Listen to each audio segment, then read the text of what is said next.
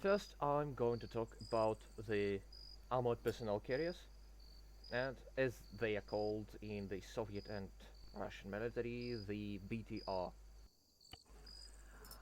The story would begin in the end of the 1940s when the Soviet army, while being not as mechanized and motorized as they wanted, just as I said in the previous lecture, they had to equip the mostly pure leg infantry units with something to carry them over rough terrain that would be capable of protecting them from the small arms fire and light shrapnel.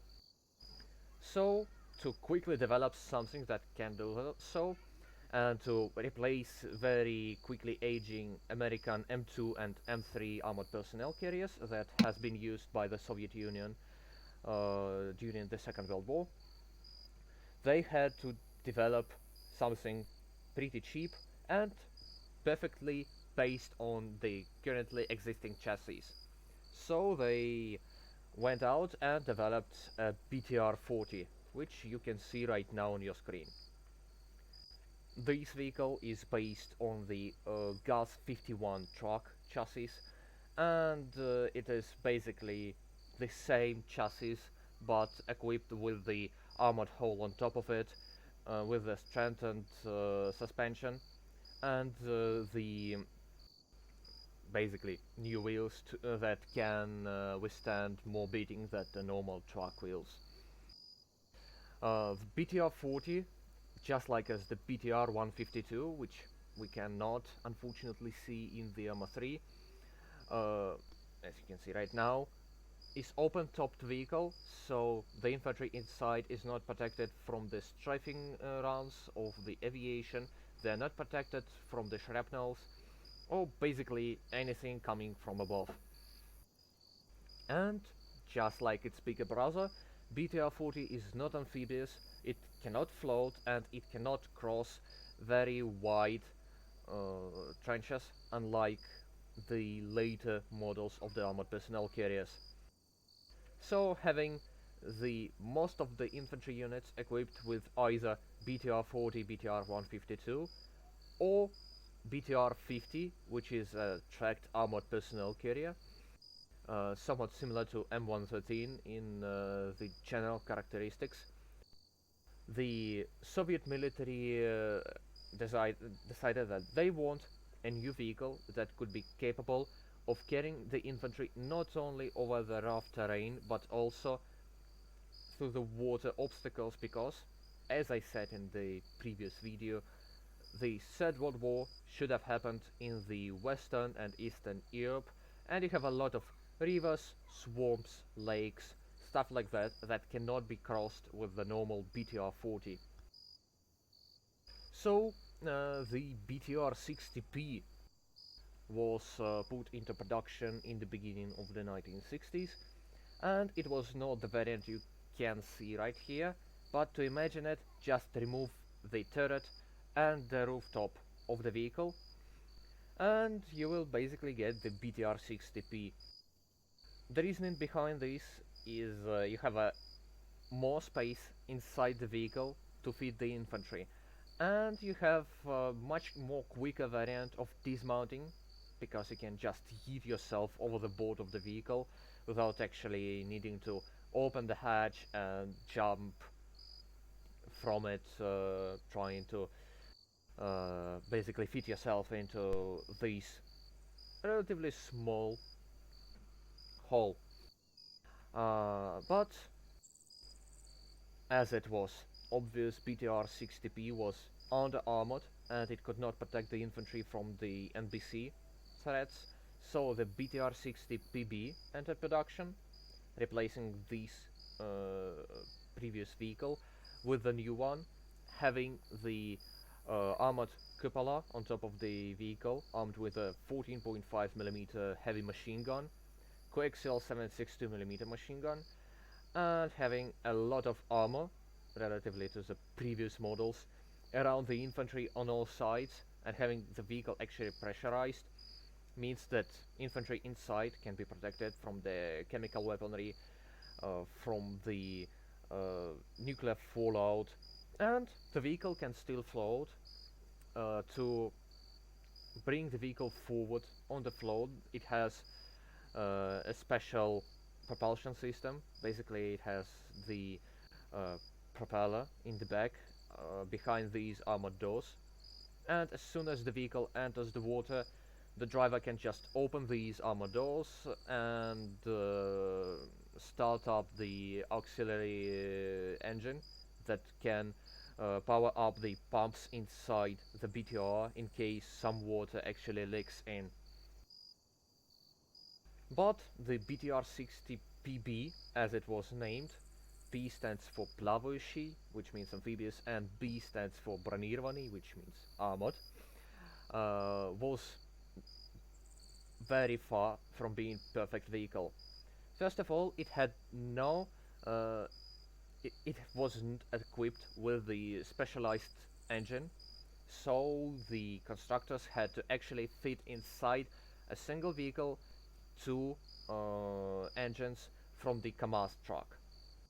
So you have two diesel engines on the left and the right side of the vehicle, which means you have to bring two times two times as much fuel and oil to supply this vehicle alongside with two times more spare parts, and you have only a relatively uh, nice point of this kind of engine system, that you can survive having one engine hit with something like a 50 cal machine gun or an anti-tank unguided rocket, and have the second engine still running, so you can back up and get into a cover.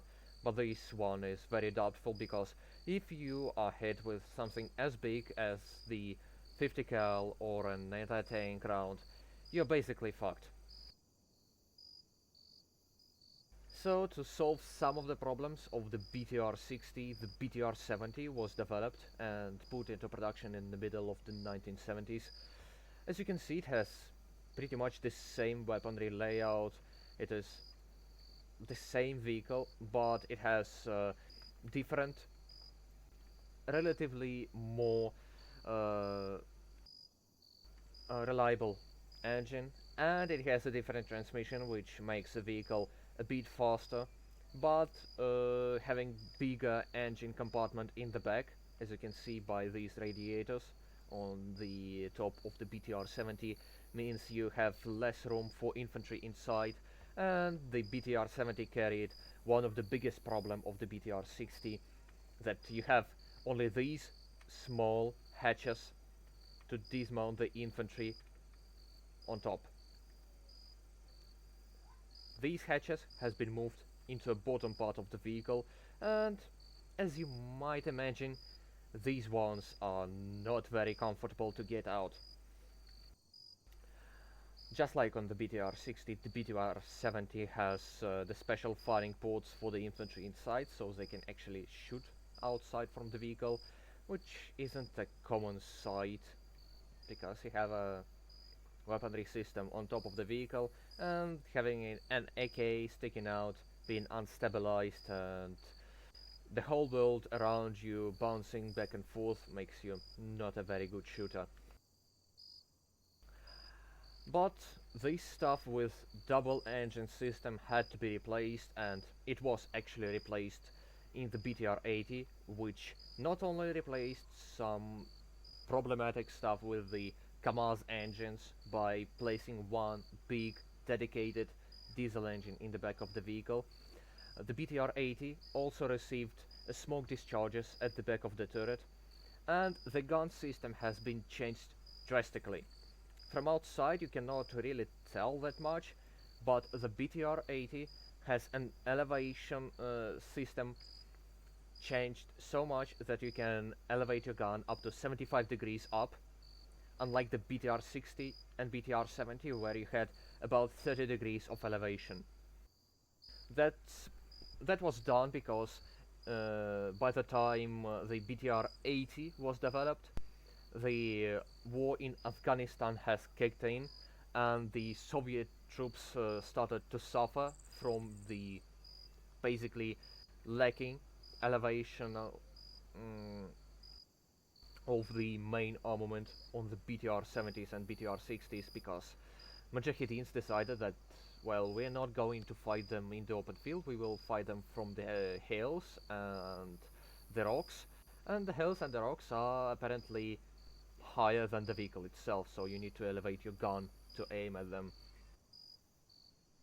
The BTR 80 right now has replaced both the BTR 70 and BTR 60 in production, and it is still actually produced, but not in its old variant anymore.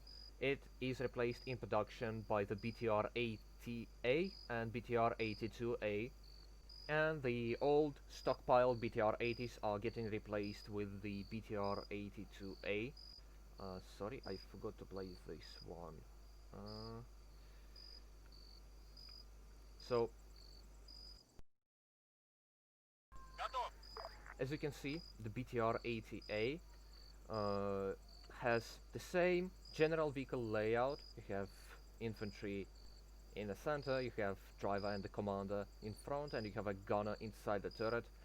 But the difference is you now have, instead of a 14.5mm KPVT machine gun, you have a 30mm to a 72 automatic gun, which basically brings you on par with the BMP2 in terms of raw gun firepower. And it is a very nice weapon for the motorized section because the 30mm gun can engage pretty much every single light vehicle out there with the armor piercing, fiend stabilized discarding saber rounds at the distances of approximately 1000 meters, and at the further distance you don't need to engage anything else because you need maybe an MBT to engage them. So the 30mm basically replaced the 14.5mm machine gun. But the BTR-80A is not the most top of the line vehicle. The BTR-90 was developed by the end of the 80s and beginning of the 1990s. And as you can see, it has somewhat different hull. It has to be enlarged to accommodate for a bigger turret. The turret itself is comparable to the BMP-2 in terms of size and in terms of armament as well, because it is armed with a 760mm PKT coaxial machine gun, a 30mm 2A42 automatic gun, and the 30mm grenade launcher, and the 80 GM on top of the vehicle turret. So the BTR-90 was supposed to replace the BTR-80 in production, but the vehicle was uh, basically labeled not effective for a cost because the BTR-90 had to be rebuilt from the scratch, unlike the BTR-80, which, well, you have almost the same tooling as for the BTR-70, and you don't need as much money to be put into this vehicle production. And as you might already know, in the 1990s, the Soviet Union and later the Russian Federation was not the most powerful in terms of economics country in the world. So the BTR-90 basically went nowhere. The project is still there, but it is not produced, and it was not adopted by any branch. It is still in the ARMA 3 in the community upgrade project mod. Let's get to the scout vehicles, and for now in the armor, for the wheeled scouts we have only the BRDM2 and the vehicles on its chassis. The BRDM1 is basically the same vehicle but with a somewhat different layout. So you have an engine moved in front of the vehicle on the right side, and it has not equipped with these supportive rollers. It has the fixed rollers that can aid the vehicle to cross wide gaps, for example a wide trench, or maybe have a hole in the bridge and you need to cross it. The BRDM can do so. It is armed with the same weapon system as the BTR-60, so we have a coax GPMG and the 14.5mm KPVT machine gun. So the vehicle actually packs a lot of punch for the vehicle this small and this cheap, because 14.5mm KPVT can pretty much destroy anything up to Bradley or Warrior infantry fighting vehicles. Well, at the meaningful range of up to 800 meters. And it is still a very powerful anti-personnel armament. But as basically every single other vehicle in the Soviet army, the BRDM-2 was used as the chassis as well for the different ATGM and anti-air missile carriers. Right here you can see the BRDM-2 used as the basically mobile platform for 6 9M14 Malutka ATGMs. These are the first generation ATGMs, as I said in the previous video, and you have to manually guide them with your joystick. The later on, the 9M14 has been replaced by 9M111. This whole story has been said in the previous video. And 9M111 and 9M113 can be used on these 9P148 self-propelled ATGM carrier. So it is basically a self-propelled ATGM launcher. And the BRDM has been produced also in this variant, which is a dedicated command vehicle, not like the, let's say, BTR-60 PK or BTR-70K, which are completely fine fighting vehicle, but they are equipped with a lot of special radio stuff. The BRDM-2U are used only as a command vehicles, because even having the PKT machine gun sticking outside is not an adequate armament for a frontline vehicle. So they are used pretty much only as a movable HQ. And as I said before, the BRDM is used not only as the anti-tank, but also as anti-air missile carrier. On the left you can see the Strela 1 self-propelled surface-to-air missile system. It fires the infrared guided homing missile, and well, it is basically it. You need to rely on the different vehicle with the radar. Let's say the ZSU 23-4, for example, to aim your vehicle at a hostile aircraft, and only then you can actually, after locking the aircraft with your missile, you can fire it.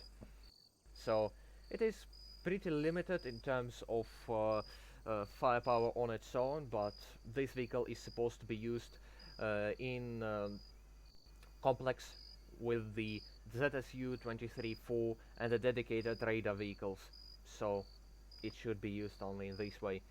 And here we can see basically a continuation of this idea, but the BRDM here is equipped with the Stinger missiles and a small radar system on top of it, as well as the optical aiming system, so you can actually see the target if you don't have the radar on or it is jammed. Do you have any questions right now about the stuff I just showed?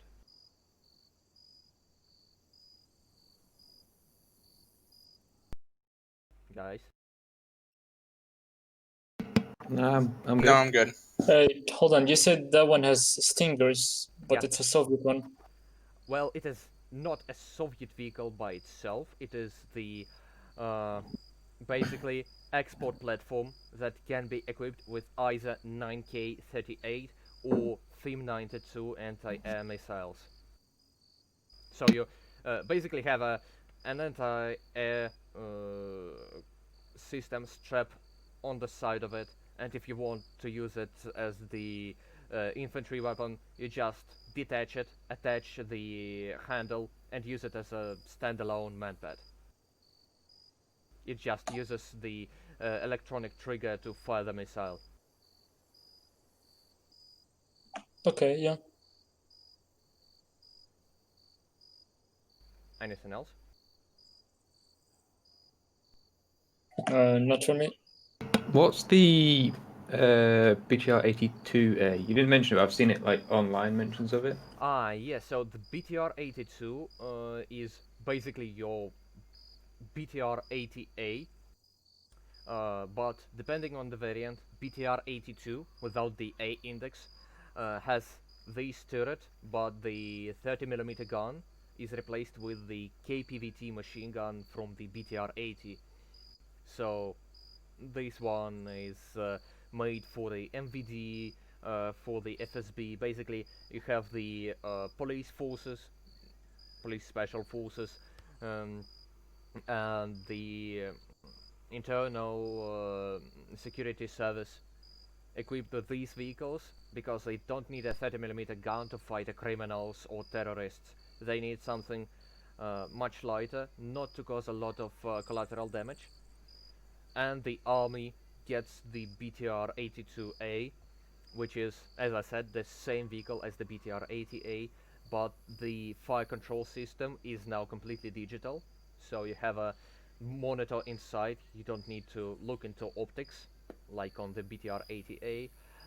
The 30mm gun is stabilized, unlike on the BTR 80A, and you have a infrared system, so you can see in the daylight, in the night vision side, and the infrared specters.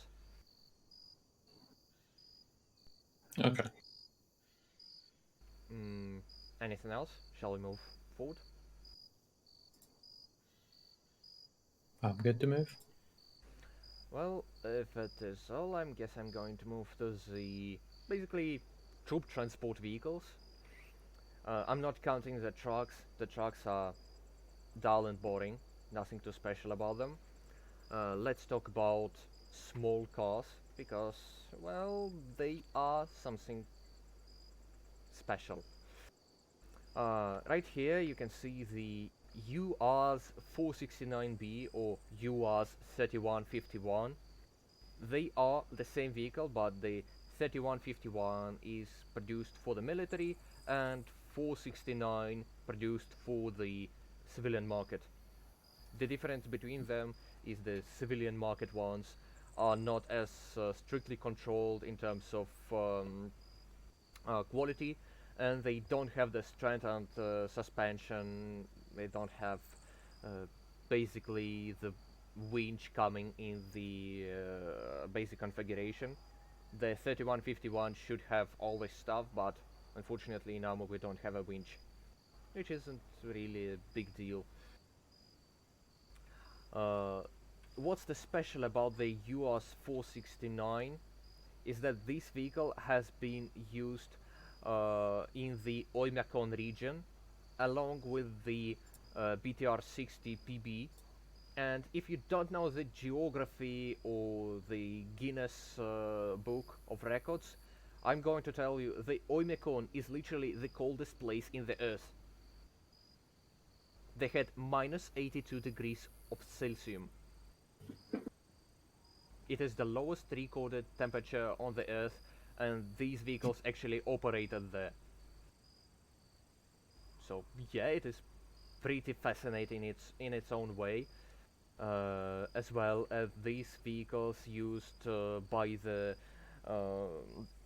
uh, mountain rescue parties on the on the Caucasus mountains and on the Elbrus mountain, which is in some places over 5 kilometers over the sea level. The next vehicle we have is the Gaz Tiger. I'm not going to bore you out with the number designation because it is very long and not pronounceable, really.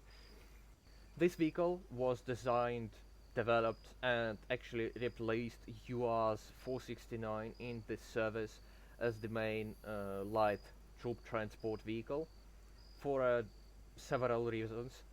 First of all, it is bigger, as you can see, so it can transport more than 5 men, including the driver himself, like the UAR's 469 did. Judging from the stuff I saw, this vehicle can carry up to 12 people, including the ones that can hop outside if you move slower than 30 kilometers per hour. And you have about 8 to 10 people, depending on how packed you are and how tightly you fit inside the vehicle. So you can basically transport a full section inside one single gas Tiger. And this vehicle can be armed with the different weapon systems. Right now in armor we have either completely unarmed vehicle with the open hatch. We have this vehicle with the AGS-30 automatic grenade launcher, 30mm one, and the PKM general purpose machine gun, 7.62mm. In reality, you can actually mount a new combat module with the low impulse 30mm gun, which is based on the 2A72 but with a shorter barrel, so you don't have as much recoil as it does in the standard variant. But just like as always, we don't have this vehicle in armor at all. This one, I bet you don't know what this is. I'm gonna give you a couple of hints and gonna ask you what is this one. So this one is developed in 1990s for the border guards. Does anyone know what is this?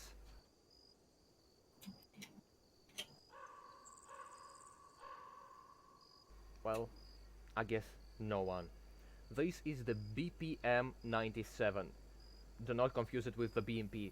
These are completely different vehicles. The BPM 97, as I said, was developed for a border guard units, and it is actually armored against 7.62mm AP ammo at any distance, unlike the Gas Tiger, which can be penetrated with a 7.62mm AP at the point blank range. And this vehicle can be used as the basic troop transport medevac vehicle, and it is used in two specialized roles.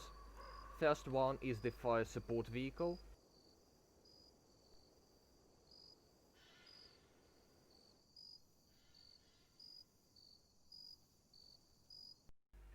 With the turret similar to the one found on the BTR-80A. This one actually has a 30mm AGS-30 mounted alongside with the whole weaponry system. And this one can be used as the fire support vehicle, basically. Of course, having the combat module inside the vehicle means you don't have the same infantry capacity, but you can still mount 2 infantrymen in the back. Any questions right now about the vehicles I just showed?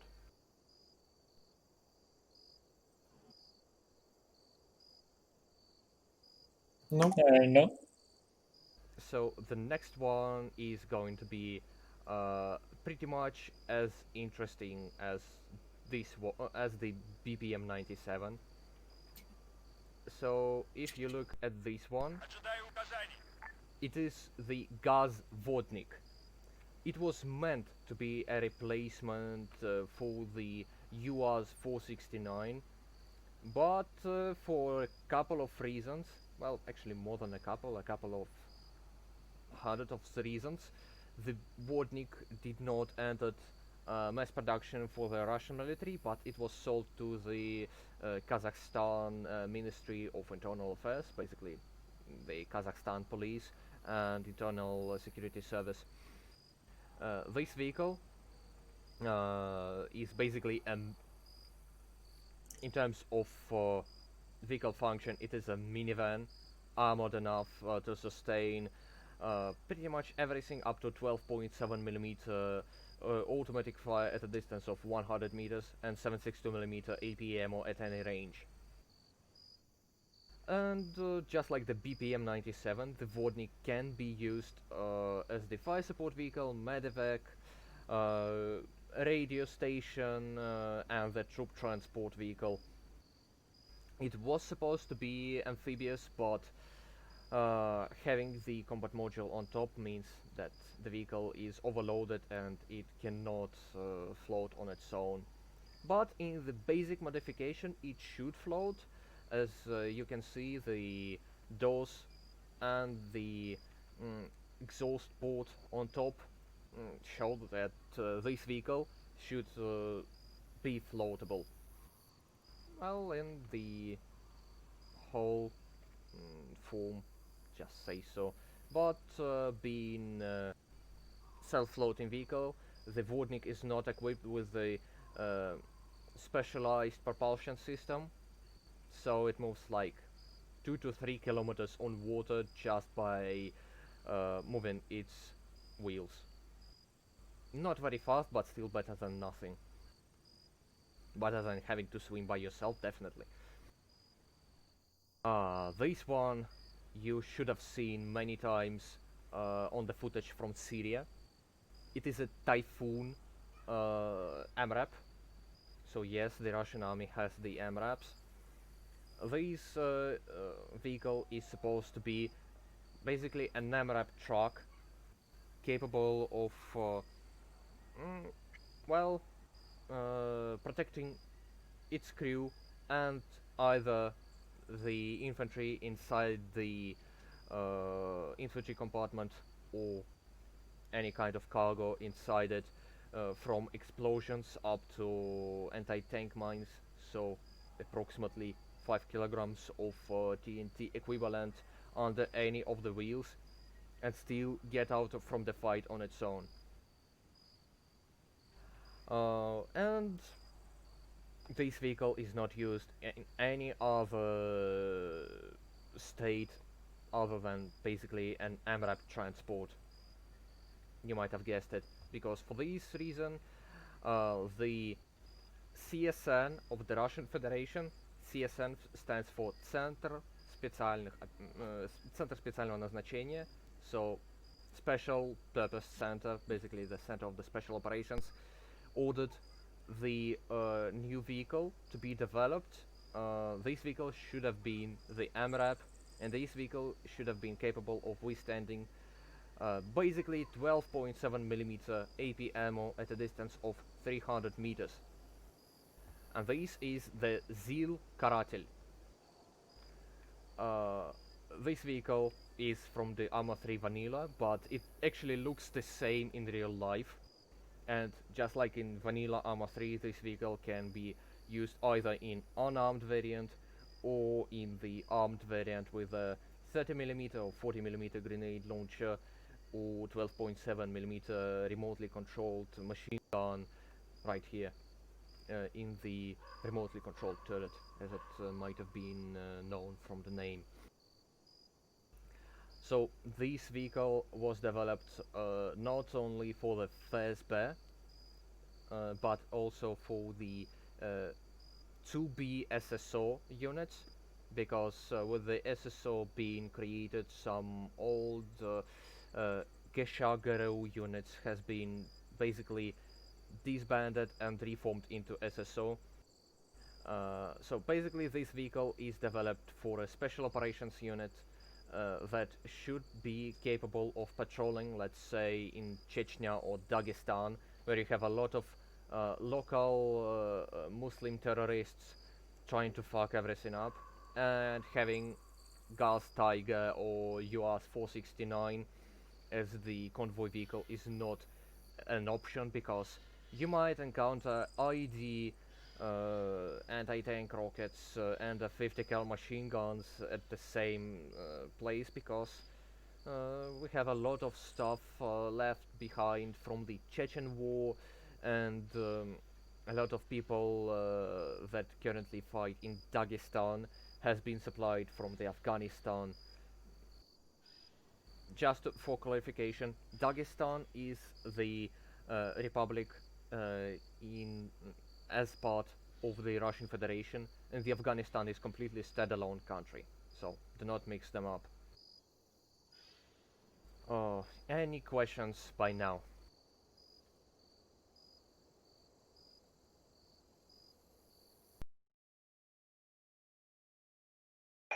No. No, good. Um, so maybe any other topic you want to uncover, because we pretty much have half an hour before I go out.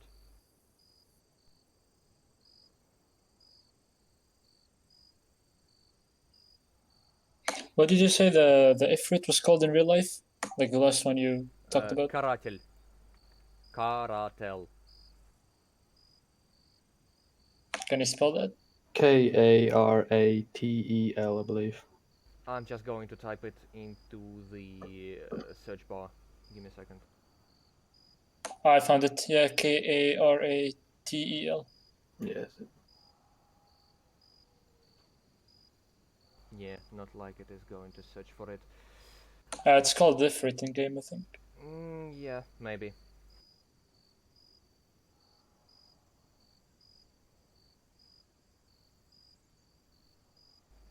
Any questions? Other than having this vehicle getting out of the way?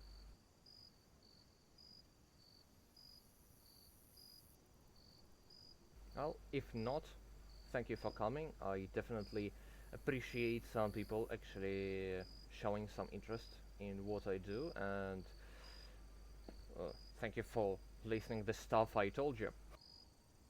I hope the Thanks next for taking your time. yeah, I hope next time you will not mix up BRDM, BTR, and the BMP. Yeah.